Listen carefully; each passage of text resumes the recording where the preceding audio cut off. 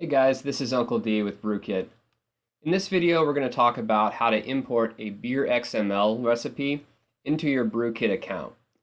Now, for those of you that aren't familiar with BeerXML, what it is an open source standard for exchanging beer recipes between software platforms. BrewKit has a utility to import a BeerXML into your account. When you're creating a recipe from scratch, it takes a little bit of time to go through here, add any extracts or your fermentable specialty grains, hops, and all this stuff. A lot of you already have these recipes on other platforms.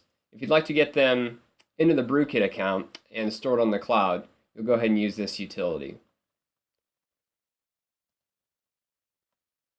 So in order to import a BeerXML standard, first of all, you need to log into your account.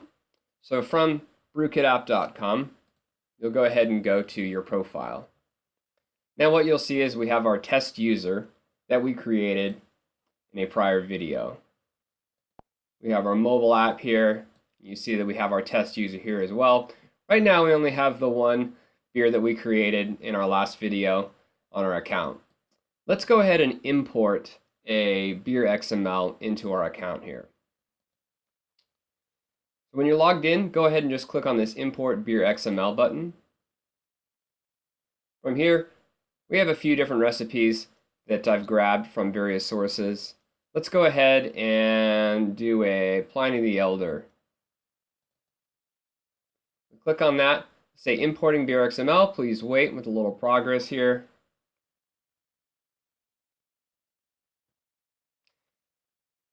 And we see it successfully imported into your BrewKit recipes. If we refresh this page, you'll see now we have this beer that we've just imported,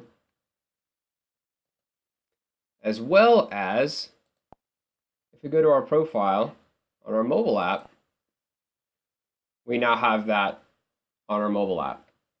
This is now on our account. This can be used to share among other users. We can also open this recipe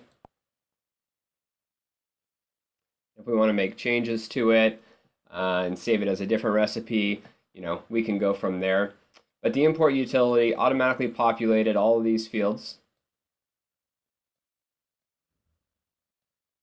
Our specialty grains, our hops, quite the hop bill on this beer, yeast, water profile, mash steps, and stuff like that. So when the import's taken care of, it's automatically added to your account. You don't have to save anything or anything like that. And from here, you can, if you'd like, you can make modifications to it. You can also use some of the utilities built into the BrewKit app that we'll go through in one of the next videos. Thank you guys.